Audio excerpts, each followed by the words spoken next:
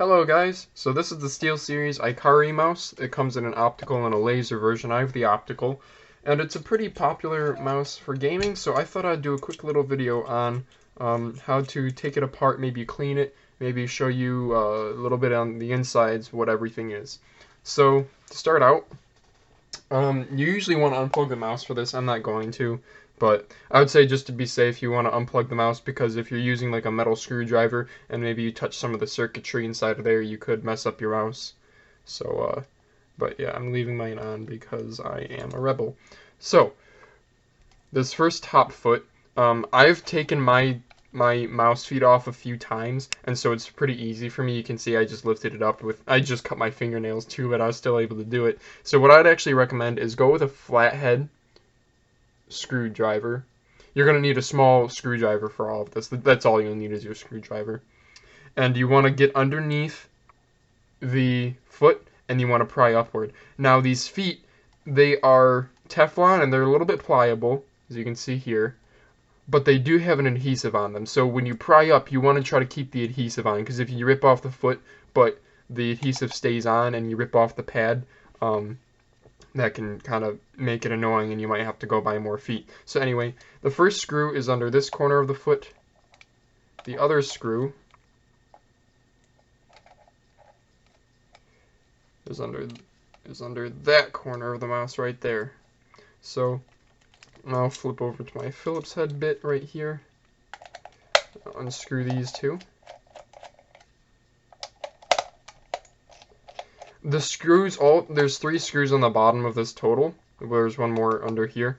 And they're all identical, so it doesn't matter which one you put back where. And then the last screw is in the middle of that back foot. So I like to keep the Teflon feet kind of hanging on. You don't want to bend them around too much because that'll kind of deform them. So I'll just put them with all the 3 screws on. I'll just stick them back down to avoid any problems. Okay, so those 3 screws are out. Oh, I guess I lied. Look, the 3 screws, 2 of them are shorter, and then there's the longer one is up there. So I guess the longer one goes to the back. I don't. They're all threaded the same, so doesn't make that much of a difference. So now to take apart the mouse, you want to follow the seam that is between the base here and then the top shell. You just kind of pull apart, and it comes apart real easy. You'll have this little piece that falls out. This is just a little plastic. See how it lights up there? And if I change the where's the Dpi cycle button? Yeah, if I change the Dpi, that light changes. So all this is, it's just a little plastic piece that redirects the light. So now that you have the mouse apart, I'm actually going to unplug it.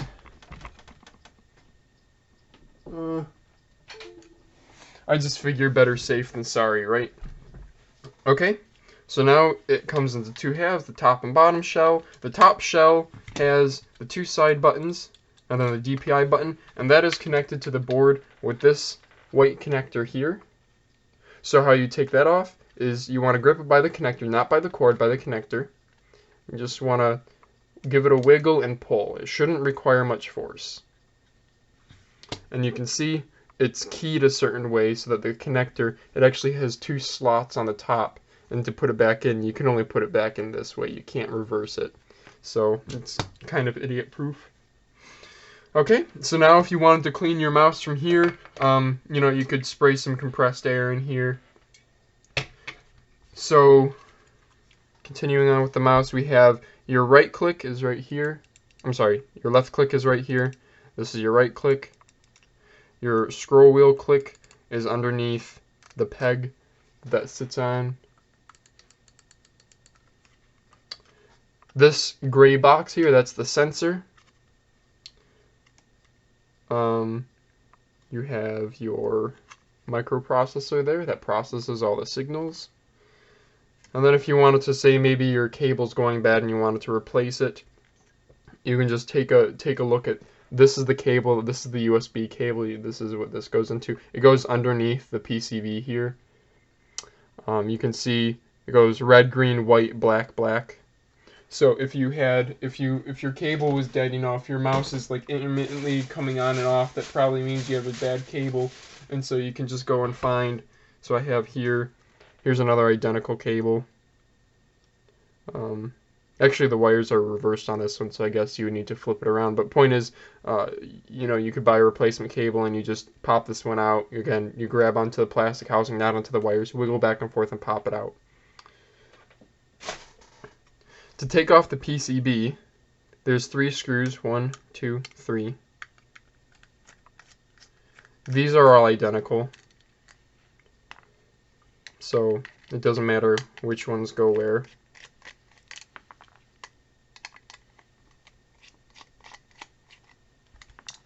Okay. Now you just kind of lift straight up, and then be mindful that that cable is still attached down there, and so you can actually pop it out of the front right here. And then this little piece down here, this is the lens, so this redirect, this sits something like that, and so my stupid light. This sits something like that inside of there. There's a little groove. You see this black outline, and that's where the lens sits. So again, remove the cable, grip it by the white housing, wiggle back and forth. Ooh, this one's a little bit more stubborn. You might need a screwdriver for this part, like a flathead. Now to remove the scroll wheel, so one guy I talked to, he said a scroll wheel was squeaking. So I've never had a squeaking scroll wheel before, but I'm guessing what his problem is. Now that you have the PCB out, you can just slide the mouse wheel, literally just slide it out of the encoder. This is the encoder here. Just pull it. It comes right out. And then if you look around the edges here, if my camera focuses, you can see there's kind of some dirt, hair, gunk stuck around there. So I'm going to take, I actually have you could use a small knife or something, a toothpick. I actually have a pretty cool tool. It's actually a dental instrument. I got this for $1. And so it's sharp at the end. And so I can kind of just pry this crap off.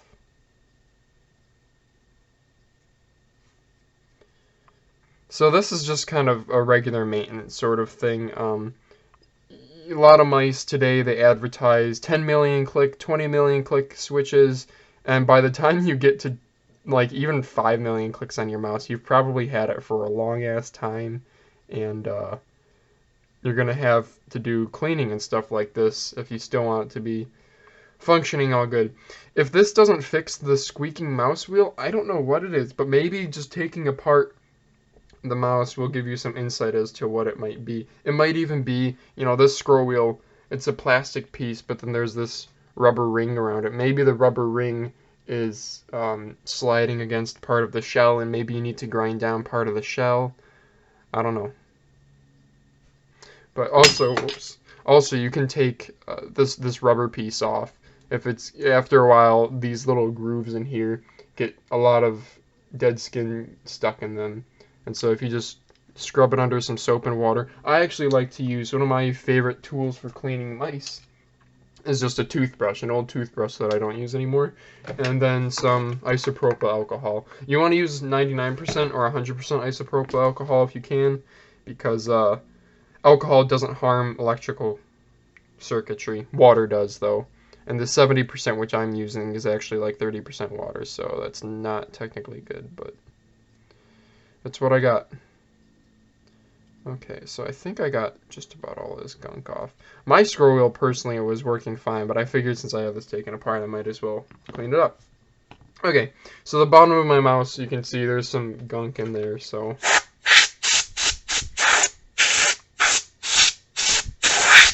yep. And then also, if I wanted to, I've been considering, since I use the Ikari so much, I've considered reducing some of the weight in here by cutting some of this crap out, but I don't know. I don't know, it's such a rare mouse nowadays, and I got so lucky that I would feel bad if I kind of messed it up. Okay, so now let's move on. Well, I guess I'll finish up the PCB here. So you'll see these little black boxes. These are the switches. You can click the little white things, and that makes the clicky sound that you're so familiar with. If you look underneath, you can see the 3 solder points that they have. 1, 2. Oh, if my camera focuses. And I unplugged my mouse, ironically, so I can't even manually focus my camera. There we go. So you can see the 3 solder points. 1, 2, 3. These are the 3 pins. This third pin is actually not soldered in. So I know my friend Michigany, he wanted to replace, if I have one, he wanted to replace his Omron switch, which these are a 3-pin switch, with a Microsoft switch. So the Microsoft switches are only 2 prongs. You guys can see that versus an Omron right here. There you go. So this one has 3, this one has 2. So you would just take a look at which 2 are soldered in here, which happen to be the top 2. Those 2. And that's the ones you'd want to put the switch through. That third one, I don't know what the third pole is on the switch. It's got to have a function, though. Yeah, so another common issue with the Steelseries Ikari is a double-clicking fix. So double-clicking actually happens when some of the internal components of the micro switch get bent from a lot of use. So I don't think I have a good example, but basically, if you can see this micro switch, you can see there's kind of a dark gray bottom and then a black top. And that there's a seam in between and little clips in the middle. And I'm not gonna, make this into a tutorial video how to fix double clicking because there's already some videos out there. But basically, you're gonna pry up this focus camera. You're gonna pry up in between the top black housing will pop off, and then there's some metal springy components inside, and you'll need to bend one of them back into shape. Alternatively, if you don't feel like doing that, if you're more comfortable soldering, you can unsolder a switch and just put in a new one from another mouse or whatever. As far as soldering goes, you'll want to use leaded solder, and you'll because it has a lower melting temperature than like the lead-free stuff, and it's a little bit more malleable. And you'll also want to use a fairly low temperature, because if you use high temperatures, and I've made this mistake, the little traces that you see on the PCB here, all these little electrical pathways, if you give the PCB too much heat, those will want to the wires underneath inside the PCB will want to separate from the PCB. PCB stands for printed circuit board. It's just this green part. So yeah, you'll probably want to keep the temperatures around maybe 400, maybe 500 at the most. I think solder mostly melts at around like 375, 400-ish, so yeah. Let's see, what else? Yeah, so this underneath this clear bit, there's the LED, the red LED. I guess we can move on to the top now. You can also see my PCB on the bottom has some white gunk, some like corrosion. So I'll probably take a scrub brush to that and some pure alcohol and get rid of some of that. Yeah, it's not looking too great.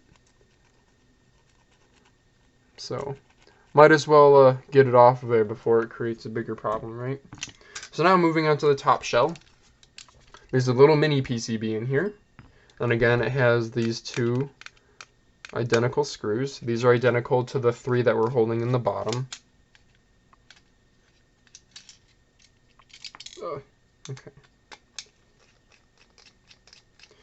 All these screws are a small Phillips head. You're going to need a small Phillips head screwdriver, obviously, if you haven't figured that out yet. Okay, so there we go. Now we see this little mini PCB has a little Steelseries logo on it. This is your Dpi switch up here. There's your 2 side buttons. All these switches are made by TTC. You can tell by taking it apart that the right and left mouse, they're made by Omron. Everything else on here is made by TTC, and you can just, just kind of click it with your fingernail, and you'll feel that the TTC switches are a little bit more of a harsh pop versus the Omrons are a little bit softer. A lot of people have like a switch preference. My personal preference is there's a specific Omron switch that I really like called D2F-01F. Okay, so this PCB, you do got to be careful. these wires, these colorful wires, those aren't really, they're just held in by a little bit of solder, so you don't want to mess those up. So maybe if like one of your side buttons or your DPI button is no longer working, take a look at these solder points on here. You know, make sure that if you compress the switch and it makes a clicking sound. Yeah, I'm just trying to make this video as like open-ended as possible. Oh, yeah, also, when I took that PCB out, the DPI button came out. So that just kind of slides, and there's a crossbar going across it. And that just kind of slides in like that. And it doesn't stay in place. It'll fall out if you see that, how it's falling out. Yeah. So, anyway. If you want to take apart the shell even more, so you can see this black part is separate from the gray part. If you want to take that apart, I believe there's a few more screws. I only have one in here because I don't really need multiple screws, but I want to say there's 1, 2, 3, maybe another one over here as well. And the only reason to do that would be if you really want to clean it, or maybe if your shell has gotten bent over time and you want to bend it back. Also, the side buttons here, these are held in by a plastic pivot, and that plastic pivot, if you take the side buttons out of the housing, you can just kind of slide it up. And so again, if like one of these get bent, you can take this out and bend it back into shape. So I'm trying to keep this video as open-ended as possible because, you know, for example, I've never had a squeaking scroll wheel, but, you know, one of my friends who has a Ikari mouse has that problem. And so I can't, you know, give you a guide on how to fix it, but I can at least show you the general idea of what you might want to try. And a lot of the things I've been showing in this video have been pretty standard for most mice. Basically all mice use micro switches like this with the 3 prongs on the back. Most mice have, well, all mice will have a top and bottom shell. A lot of mice have, you know, what I just showed you with the side buttons, with it being held in by that bendy plastic piece. Let's see, do I have a G? Yeah, I have a G400 shell right here, which I can show you. Right here. So here's the side buttons. The side buttons go onto this little pivot right in the back, and then the buttons get pushed through the side, and just like that. So all mice are basically made like a similar way. So once you do one, it's really not scary to do another. I know I buy like broken mice off of eBay, and a lot of the issues are just like the dude literally could have fixed his mouse if he had just opened it up and sprayed some compressed air in there. I bought a G400 that, actually both these Ikaris, for example, the person I bought them from said they had the double clicking issue. I got them, and only one of them had the double clicking issue, so I unsoldered the switch and soldered in a new one. That took like 20 minutes, and then it was good as new. And then the other one didn't even have the issue. So, I don't know. Okay, so now that I got this all back together, so I screwed those 2 in. I put the wheel back in. You want to put the wheel back in before you put it down onto this. Also, you want to reconnect the cable first too, the USB cable. So again, watch for where the two, watch for where those 2 prongs are and put it into the housing accordingly. And then you can kind of find, you can kind of follow the kink in this wire and just kind of figure out, okay, I know that this front piece needs to go into this groove at the front, just like that. It needs to sit in that groove there. Oh, light. Yeah, and then you can just kind of follow wherever the cord goes naturally. That's probably how it was originally put together. And then those 2 pieces that hold the scroll wheel up, you want to make sure you guide the scroll wheel into that, and then also the lens on the bottom. You want to make sure that that high part is towards the back of the mouse, and that it's sitting inside of the little black groove that is built into the shell. And then it just kind of snaps right on top. There's little pegs all over the place, little positioning pins, so that you don't mess it up. Okay, my cable's a little bit bent out of place, so I'm just gonna... Actually, I wonder if that's supposed to go around the outside of this pin. Yes, that fits a lot better. Okay. So before, I kind of had this cable going underneath the PCB too much, and I kind of felt like it fit better around the outside. So now we screw this guy back together using the 3 screws from before.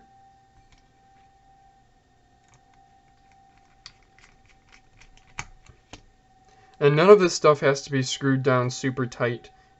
It's just a mouse. It's not like it's industrial grade, needs to be screwed in really tight. It's not like you're wrenching on the PCB whenever you play. I don't know.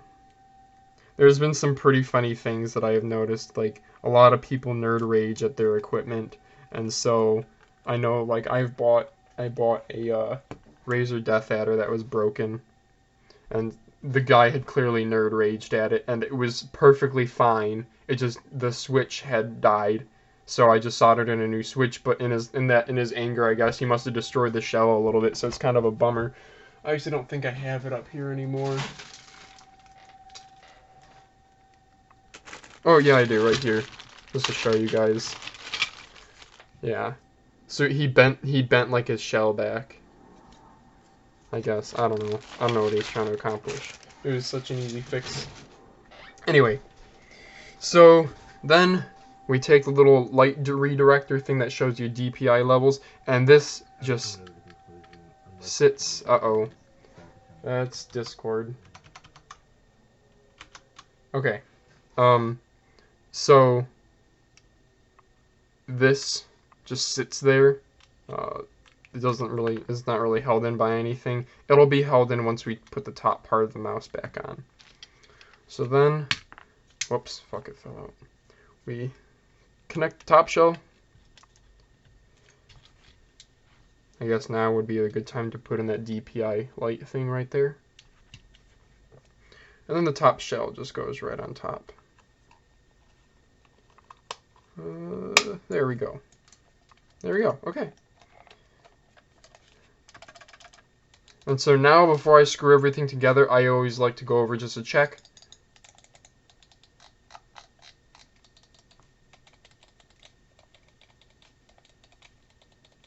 Make sure that everything works. Everything clicks, rather.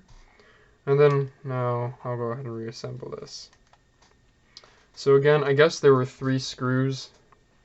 1, 2, 3. This is a longer one. These are shorter. So I'm guessing the 2 shorter ones go on the top here. Some mice will be disassembled or reassembled a little bit differently. A lot of mice have a single screw in the back here, and then instead of having screws in the front, they have like a hook and latch, and the front kind of slides into a latch that's at the front here. And so when you take out the bottom screw, instead of just prying apart like this, you actually need to push the bottom forward and the backward. Okay. And then an important thing too is once you get it screwed in, you want to press down the Teflon foot very firmly, because you don't want it to be all bumpy, because then you'll feel that difference on your mouse pad. Also, another problem that I've found with certain mice, the G502 is this way. Depending on how hard you screw in the top screws, that will change, you know, by squeezing the top and bottom shells together. That will sometimes, if this is too tight, you won't have a click here, because it'll be so tight that the click is already being actuated. It's already being pressed down. And so you need to back off on the tightness of the screw a little bit. There's no problem of that here, but just a heads up. Again, none of these screws need to be really tight. They're just finger tight. This video has come out to be a lot longer than what I wanted it to be, but I don't really care. So, okay. There we go. It's all put back together. I'm going to press down the feet nice and firmly. make sure that that's gonna feel all good for when I want to play. Okay, and there we go. I'll go ahead and plug it back in.